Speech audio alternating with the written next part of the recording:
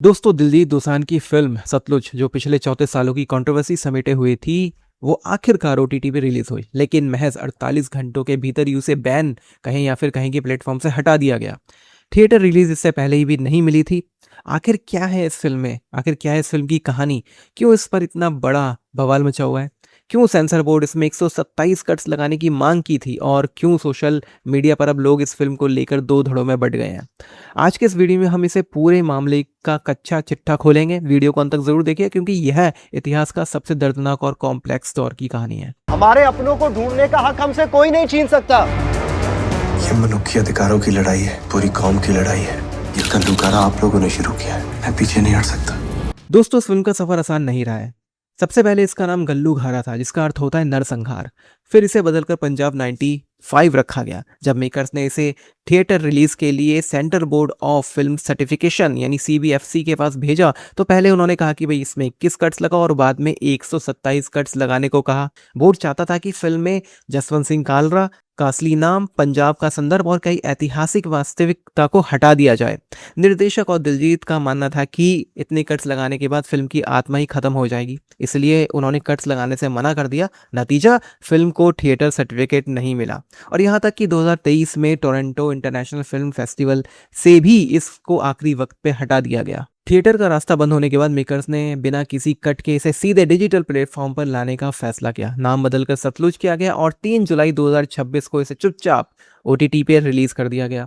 लेकिन महज 48 घंटे के अंदर ही 5 जुलाई 2026 को Z5 ने इसे भारत में अपने प्लेटफॉर्म से हटा दिया। ਜਿਹੜਾ ਲੱਗਦਾ ਹੀ ਸੀ ਵੀ ਯੈਸ ਮੈਨੂੰ ਲੱਗਦਾ ਸੀ ਵੀ ਮੰਡੇ ਜਦੋਂ ਦਫ਼ਤਰ ਖੁੱਲਣਗੇ ਉਦੋਂ ਸ਼ਾਇਦ ਜਿਹੜੀ ਆ ਫਿਲਮ ਬੈਨ ਕੀਤੀ ਜਾਊਗੀ, ਪਰ ਸੰਡੇ ਸ਼ਾਮ ਨੂੰ ਹੀ ਹੋ ਜੂਗੀ ਇਹਦਾ ਕੋਈ ਆਈਡੀਆ ਨਹੀਂ ਸੀ। प्लेटफॉर्म ने केवल करंट डेवलपमेंट का हवाला दिया, जिसे साफ है कि बिना कट्स के रिलीज होने पर प्रशासनिक दबाव के कारण यह फिल्म हटा ली गई है। उसे हटाने का दबाव कहीं ना कहीं ओटीटी प्लेटफॉर्म पे था। हालांकि फिल्म अभी भी भारत के बाहर ग्लोबल प्लेटफॉर्म पे देखी जा सकती है। दोस्तों, बात करते हैं कि आखिर इस फिल्म की कहानी क्या है और जसवंत सिंह कालरा कौन थे।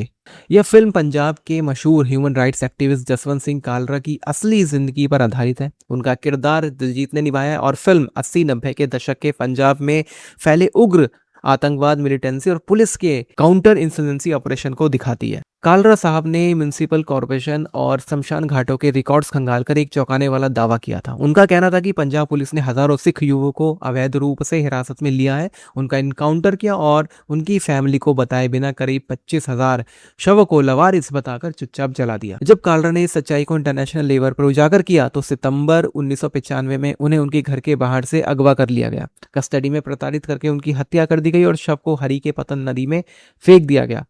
बाद में सुप्रीम कोर्ट के आदेश पे सीबीआई जांच हुई, जिसमें उनके दावे काफी हद तक सच पाए गए और 2005 में 6 पुलिसकर्मियों को उम्र कैद की सजा भी हुई। सेंसर बोर्ड का डर यही है कि यह ऐतिहासिक घावों को दोबारा दिखाने से पंजाब का माहौल फिर से संवेदनशील हो सकता है। दोस्तों, इस पूरी कंट्रोवर्सी को समझने के लिए हमें पंजाब के उस दौर यानी कि 1978 से 1995 के इतिहास को समझना होगा, जिसकी जड़ें 1973 के आनंदपुर साहिब प्रस्ताव से जुड़ी हैं, जिसमें अकाली दल ने पंजाब के लिए सबसे ज्यादा ऑटोनॉमी चंडीगढ़ को सौंपने और सिखों के लिए विशेष धार्मिक पहचान देने की मांग की थी। इंदिरा गांधी सरकार ने इसे अलगाववादी मांग के रूप में देखा। इसके बाद 13 अप्रैल 1978 को अमृतसर में पारंपरिक सिखों और निरंकारी समुदाय के बीच में हिंसक झड़प हुई, जिसमें 13 सिख मारे गए और यहीं से पंजाब में उग्रवाद की शुरुआत हुई थी और जर्नैल सिंह भिंडरावाला का उभार हुआ था। 1980 से 1984 का दौर पंजाब के लिए किसी बुरे सपने जैसा था। भिंडरावाले के नेतृत्व में भारी हथियारों से लैस उग्रवादियों ने स्वर्ण मंदिर के अंदर अकाल तख्त पे कब्जा कर लिया था। फिर हुआ ऑपरेशन ब्लू स्टार और उसके 4 महीने बाद प्रधानमंत्री इंदिरा गांधी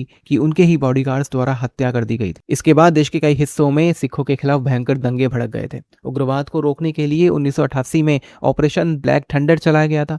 1990 के दशक में पंजाब पुलिस की डीजीपी केपीएस गिल के नेतृत्व में एक बेहद सख्त काउंटर इंसर्जेंसी अभियान शुरू किया गया। उग्रवाद तो खत्म हो गया, लेकिन इसी दौरान मानव अधिकारों के गंभीर उल्लंघन के आरोप भी लगे, जो इस फिल्म की मुख्य आधार हैं। लेकिन दोस्तों, कहानी का एक दूसरा पहलू भी है, जिसे लेकर सोशल मीडिया पर इस फिल्म का भारी विरोध हो रहा है। लोग फिल्म की क्रिएटिव चॉइस और फॉर्मेटिंग पर गंभीर सवाल उठा रहे हैं। आइए कुछ पॉइंटर्स पे ध्यान देते हैं। दोस्तों पंजाब के मुख्यमंत्री थे बेअंत सिंह, जिनकी हत्या होती है। फिल्म में दिखाया गया है कि एक मुख्यमंत्री की हत्या होती है और बैकग्राउंड में खुशनुमा संगीत चल रहा है। इसे बेहद ही असंवेदनशील और गलत मैसेज देने वाला माना जा रहा है। आलोचकों का कहना है कि फिल्म हर अज्ञात शव को एक निर्दोष नागरिक के रूप में पेश करती है, जबकि आतंकवाद के दौर में उग्रवादी फर्जी आईडी बनाकर बिना पहचान के घूमते थे। उस दौर में डर और सामाजिक बदनामी के कारण कई परिवार खुद को उग्रवाद से जुड़े अपने सदस्यों के शवों को लेने से मना कर देते थे या उनके शवों पे दावा नहीं करते थे। ऐसे में पुलिस के लिए उनका अंतिम संस्कार अननोन कैटेगरी में करना एक प्रशासनिक मजबूरी था, ना कि कोई साजिश। इसके साथ ही दोस्तों ये फिल्म केपीएस गिल साहब जो उस समय के पंजाब के डायरेक्टर जनरल ऑफ पुलिस थे, उनकी इमेज को भी खराब करती है। जिस तरह से उन्होंने आतंकवाद के खिलाफ लड़ाई लड़ी और जिस तरह से उन्होंने आतंकवाद को ख़त्म किया, ये उसके बारे में बात नहीं करती, बल्कि केपीएस गिल साहब को एक विलन के तौर पे दिखाया गया है। जब पुलिस की कार्रवाई होती है तो उसमें बहुत सारे ऐसी चीज़ें होती हैं जो शायद ह्यूमन राइट्स के हिसाब से ठीक ना हो, लेकिन अगर कोई ऐसी स्टेट है जहाँ पे आतंकवाद है और आतंकवाद के जरिए भी ह्यूमन राइट्स का इतना ज़्यादा वायलेशन हो रहा है, तो पुलिस की जिम्मेदारी बन जाती है कि वो उसे रोके। पुलिस की जो पूरी कार्रवाई थी वो हुई इसी वजह से, क्योंकि आतंकवाद आया। तो आतंकवाद आया क्यों, इस चीज़ पे फोकस करना चाहिए था। इस पे फोकस करने की वजह पुलिस को पूरी तरह से एक विलन के तौर पे दिखा दिया है। काफ़ी सारे लोगों का ये कहना है और ये मानना है। आप क्या सोचते हैं कमेंट बॉक्स में ज़रूर लिखिएगा। दोस्तों लोगों को कहना है कि 25,000 का आंकड़ा भी ठीक नहीं है। ह्यूमन राइट्स एक्टिविस्ट ने अमृतसर, तरनतार जैसे कुछ जिलों के रिकॉर्ड के आधार पर 25,000 का अनुमान पूरे पंजाब पे लागू कर दिया, जबकि ऑफिशियली जांच रिपोर्ट में अमृतसर में लगभग 2,097 शवों के अवैध दाह संस्कार की पुष्टि हुई थी। पूरे राज्य के लिए 25,000 का आंकड़ा किसी भी आधिकारिक प्रमाणिक दस्तावेज में दर्ज नहीं है और ये थोड़ा अननेचुरल भी लगता है और लॉजिकल नहीं लगता। 25,000 एक बड़ी संख्या है। कुछ और पॉइंट भी हैं दोस्तों, जैसे कि जांच एजेंसियों के अनुसार उस दौर में कई युवा डंकी फ्लाइट्स के या अन्य तरीकों से कनाडा, यूके या फिर यूरोपियन देशों में भाग गए और वहां उन्होंने शरण ले ली, लेकिन पीछे रह गए परिवारों ने उन्हें लापता या मृत घोषित करवा दिया ताकि सरकारी मुआवजा या मानवाधिकार संगठनों से जो वित्तीय मदद मिलती है वो उन्हें मिलती रहे। फिल्म इस पहलू पे पूरी तरह से मौन है। और सबसे इम्पॉर्टेंट पहलू दोस्तों, साथ ही साथ उग्रवादियों ने उस मॉडरेट सिख नेताओं को भी मारा जो शांति चाहते थे। इस लड़ाई में 1700 से ज़्यादा पंजाब पुलिस के जवान और ऑफिसर, जिसमें बड़ी संख्या में सिख पुलिसकर्मी भी थे, शहीद हुए। अब इसके बारे में फिल्म पूरी तरह से चुप है और कुछ भी नहीं दिखाती है। फिल्म पुलिस बल को सिर्फ एक क्रूड विलेन के रूप में दिखाती है और उनके बलिदान को पूरी तरह से नज़रअंदाज कर देती है। दोस्तों ये सच है कि 84 में और इस दौरान सिख मारे गए, लेकिन उनसे कहीं ज़्यादा तो हिंदू मारे गए। हिंदुओं के नरसंहार और पुलिस के बलिदान को नज़रअंदाज करना सबसे बड़ी आपत्ति है इस फिल्म में। 1980 से 90 के दशक में बसों और ट्रेनों से चुन चुन कर हिंदुओं को मारना, बम धमाके करने और गांवों से उनके जबरन पलायन के दर्दनाक इतिहास को पूरी तरह से छिपाया गया है। इस बारे में फिल्म कुछ भी नहीं दिखाती और इसलिए कहा जा रहा है कि फिल्म पूरी तरह से एक तरफा नैरेटिव बनी है। तो दोस्तों सवाल ये उठता है कि क्या इस फिल्म पे बैन लगाना सही है या गलत, या एक ऐसा विषय है जिसके दो बेहद ही मजबूत पहलू हैं। एक तरफ अभिव्यक्ति की आज़ादी यानी फ्रीडम ऑफ एक्सप्रेशन है, जो कि इतिहास में जो भी हुआ है उसे बिना किसी कट के दिखाना चाहता है। दूसरी तरफ कानून व्यवस्था और सामाजिक शांति बनाए रखने की जिम्मेदारी है ताकि पुराने घाव दोबारा हरे ना हो और समाज में अशांति ना फैले। दोस्तों ये फिल्म कहीं ना कहीं एक तरफा नैरेटिव दिखाती है और यही विवाद का विषय है। अगर फिल्म में ईमानदारी से दोनों पक्षों को सही ढंग से दिखाया होता, पूरी की पूरी जो स्थिति बनी वो क्यों बनी, उसके पीछे के कारण क्या थे और किस तरह से बेगुनाह लोगों की हत्याएं गई हैं।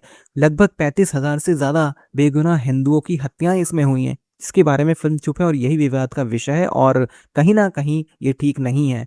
आप 1700 पुलिसकर्मियों को भूल गए जिन्होंने देश के लिए बलिदान दिया। उस समय कंडीशन ये थी कि पुलिस के जवान रात होने पर वर्दी पहन कर भी नहीं घूम सकते थे। पुलिस के जवानों के परिवार वालों तक पे हमले होते थे। बहुत ही बुरी कंडीशन थी जिस पे फिल्म कुछ भी नहीं बोलती है।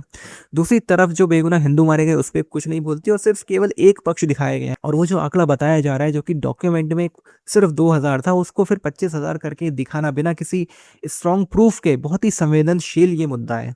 दोस्तों फिल्म सोशल मीडिया और इंटरनेट पर अलग अलग तरीकों से वायरल हो रही है और लोग इसे डाउनलोड करके देख रहे हैं। अगर आपने भी यह फिल्म देखी है तो ज़रूर बताइएगा और आपकी क्या राय है इस के बारे में भी ज़रूर बताइएगा। आपको क्या लगता है कि क्या फिल्म वन साइडेड है या इसमें दिखाई गई सच्चाई सामने आनी चाहिए? कमेंट करके अपनी राय ज़रूर बताएं। दोस्तों मेरा ये पर्सनल मानना है कि फिल्म को बैन करना ठीक नहीं था। ये ठीक है कि हो सकता है कि इसमें वन साइडेड दिखाया गया हो। अगर इसमें वन साइडेड था, किसी तरह की कंट्रोवर्सी थी, प्रोपागेंडा था, तो प्रोपागेंडा भी तभी बस्ट होगा जब लोग उसे देखेंगे।